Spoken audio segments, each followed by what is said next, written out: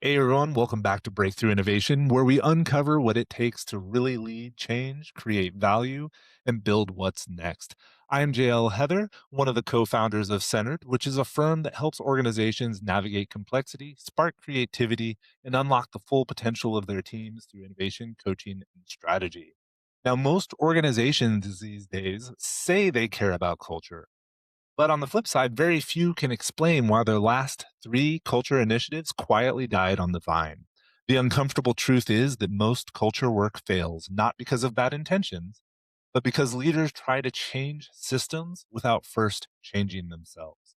LaChandra Baker is a workforce optimization strategist, three-time TEDx speaker, and author of Your Own Biggest Cheerleader.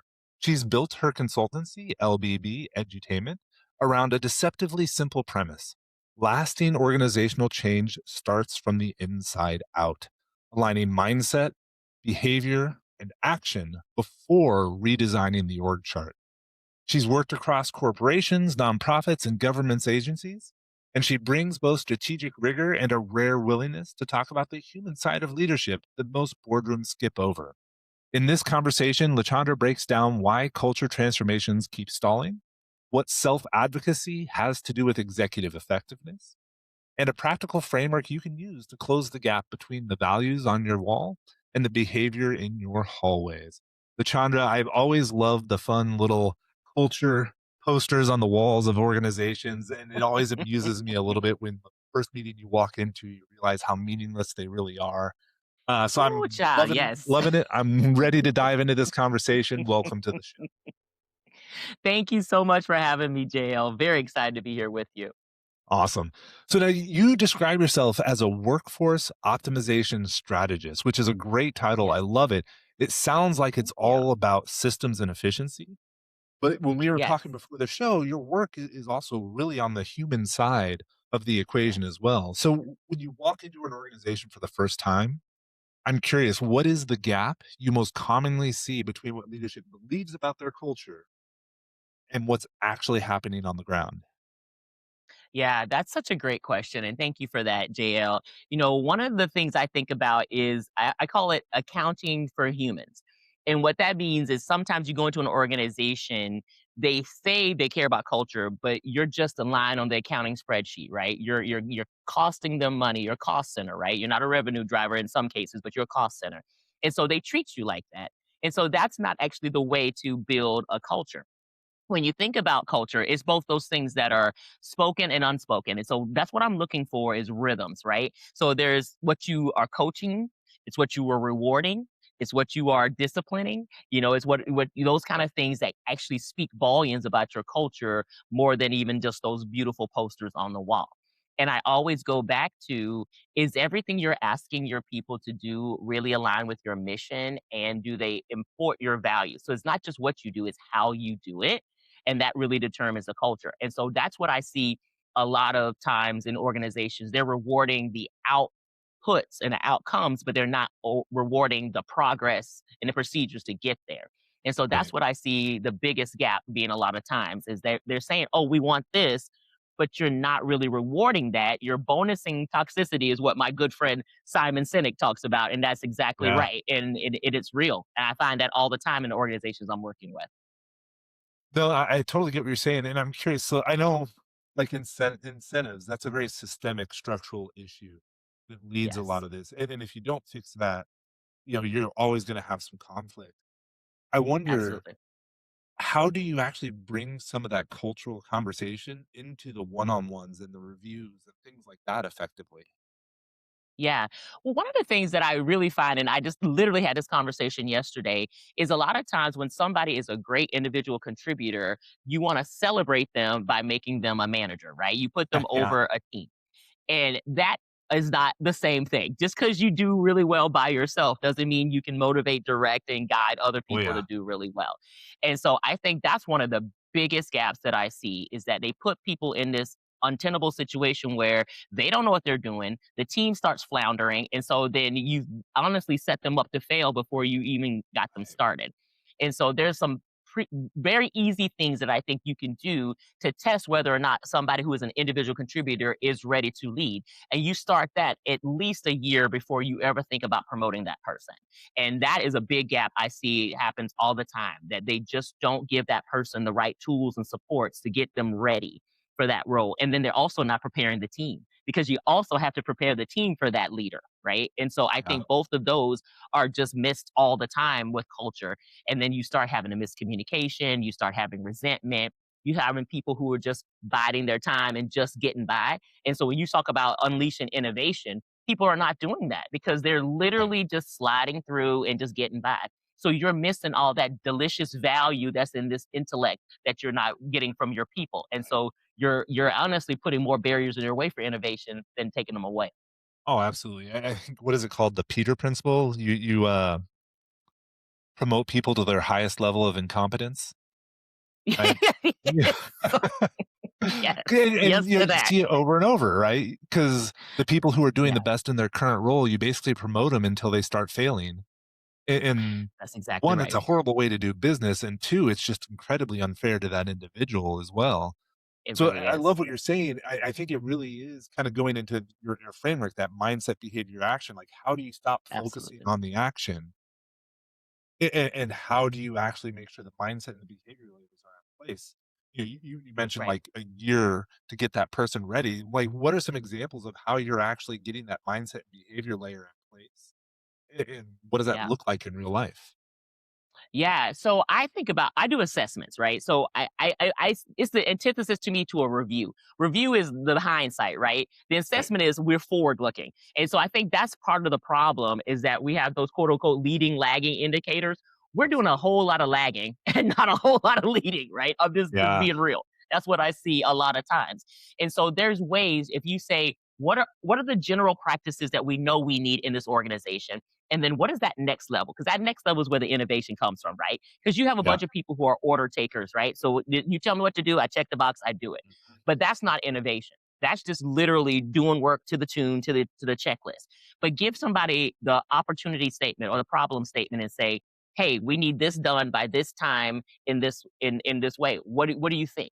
And give them the actual time to have some ownership, to have some input, to have say, "Hey, if we do this, this is my hidden strength, my superpower. If I implement this, we can get here faster."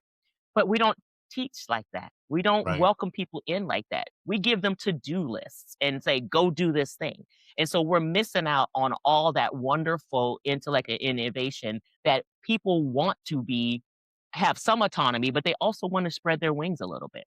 Yeah. One of the things I always say when I go into an organization is people don't want things done to them, they want things done with them. So you Yeah. have to involve them in some of that decision making. Have you go say, "Hey, you're closest to the customer. What are you seeing? What things do you think we could do better? How can we be more efficient?" Right? So that they're getting that buy-in from the very, very beginning. One of the things I used to follow him, Gravity Payments, and you might have heard of him way back in the day. But one of the things that I loved that he did was said, "Hey, we got to reduce $2 million out of our budget. I don't want to do that by reducing the force, right? I don't want to take away jobs. So Yeah. how can we do this, right?" And so people got to have decisions saying, "Hey, maybe I can take a pay cut for the next 3 months, or maybe we can take this inefficient process or this inefficient thing out of the system, and then that'll free up $100,000." Right? So they were giving it to the hands of the people to say, if you were the leader here, if you Yeah. were the boss, What what would would you you do? do? And you're Right. bringing that in, and that ownership changes everything because then people say, I'm an active part of this organization. I belong in this organization. I'm not just a order taker and a doer. I'm basically a company of owners. We all own these problems together. And how do we do this shared accountability? Yeah, and I think for people listening, I would really encourage everyone to check out like Daniel Pink, Drive, that purpose, Yes, autonomy, mastery. That's really relevant here. Simon Sinek, as you mentioned before, has some great stuff here, like some talks about the difference between being value obsessed and process obsessed and all that sort of stuff. that's right. I do want to switch gears just a little bit here because there's a Okay. topic I Yeah. really do want to get into because it's something I think is Yeah. really important because I think people underestimate the value of diversity in the workforce, Oh, uh, from yes. a business perspective, from a value perspective, from a customer perspective. And I know you talk a lot about belonging centered leadership. And I want to take just Yes. a moment to focus on that word belonging because I think a lot of people confuse the idea of belonging and the idea of fitting. And Ooh, fitting in child. is Yes. absolutely not belonging. So I'd be curious from your perspective for leaders who are listening, who've watched these things like DEI programs and belonging initiatives come under pressure politically, budgetarily, both.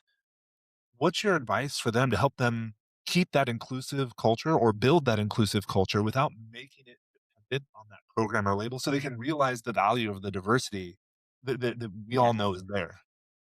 Yeah, absolutely. Well, I always say you need to speak in the language that people understand, right? So if I'm talking to a CFO, he wants to know the bottom line, the money, right? Yeah. Is the money coming in? Are you saving me money? Are you making me money? I want to understand that, right? And if it's a chief operation officer, are you making my operations more efficient? How are you doing this? But we can build consistency and sustainability, right? So I always tell people speak the language that somebody understands. So when it comes to me, when you think about belonging, it's saying, I want this person to come and bring all of their talent, time, and treasure to help me meet this goal in my company. So with that, I give a trade-off to this person and I say, I will give you a paycheck, I will give you these other benefits, but also I will treat you like you are an absolute leader in this organization. I hired you for a reason. You're bringing a skill set and a talent, but you're also bringing potential. Because I think people miss that a lot of times. They say, "Oh, well, that's what's resume. What do you have experience on?" Well, the world changes so rapidly. I want to also know what you can do, not what you did, but what can you do. Right. And I think that changes the whole dynamic when you start thinking about belonging versus fitting in. Fitting in is saying, "Hey, we got a blueprint. Either you fit, you don't." Yep. And when you say you belong, you're saying, "We want to know how we can be better, how we can do better." And with you being here, you can help us see a way we don't always see, right? It's that whole perspective, lived experiences coming in. People have different experiences from industries, from their lived experiences, from even their belief systems, right? And so that back to that mindset, behavior, actions.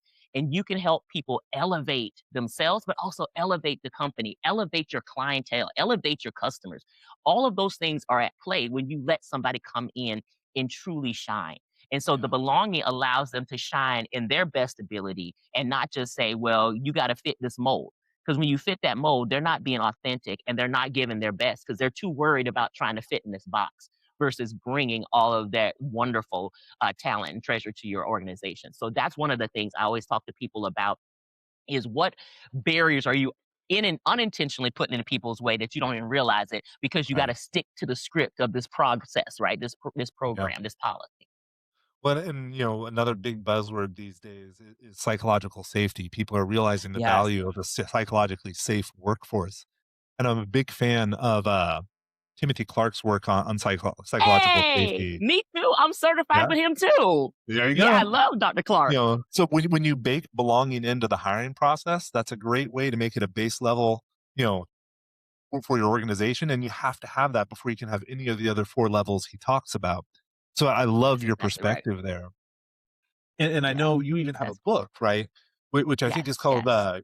Your Own Biggest Cheerleader, and I think it's really That's right. hard to be your own cheerleader if you don't feel like you belong first, right? And if you don't feel safe That's to exactly right. learn, contribute, challenge. So, I'm curious, That's right. when you talk about this idea of being your own biggest cheerleader, uh, that this idea of self-advocacy, when we talk about Yes. leaders who are used to advocating for their team, for their budget, their strategy, I know a lot of leaders actually really struggle to advocate for themselves. So, what's the first Yeah. shift you'd ask a leader to make to kind of move into that self advocacy space and do that in a way that feels still authentic and Yes. not like car salesman, all that sort of stuff?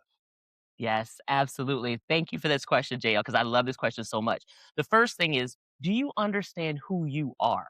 Right? That's Mm, the first question because you got to understand, I say the good, the bad, and the ugly, right? Of who you are. Like, what are those things that are triggers for you? What are those things that might be biases, both implicit and explicit for you? What are those things that you've been taught that maybe you have to unlearn now, right? Because there's ways that we've learned certain things that we now have to unlearn. So it's really thinking about looking in that mirror and saying, if I said, what does the ideal leader look like, feel like? And then you determine that, are you that person? Are you that yeah. leader that you want to have or that you think you should be? And so that's the first place is to understand that. Then once you have that understanding, then think about the environment you're working in, right? Are there, again, boundaries in your way that keeps you from being that full authentic leader? And if it is, talk to your teams about that. Talk to your direct supervisors. Talk to the leadership and say, "Hey, here are things that I'm seeing that if these were removed, I could do better at this job. I can, influence others to do better in this job. I can collaborate differently in this job." And so part of that self advocacy, once you know yourself, is in examining the environment around you and saying what is working, what's not working, and then having that psychological safety to say, "Hey, this is not quite working. Here's some ideas I think that could help it work better." So then you're not just identifying the problem, you're trying to bring a solution on with it, right? And so that's a lot of what self advocacy really is about to me. It's assessing all the things both inside who you are and then outside. And then how do you make the two align and not be in constant conflict with each other?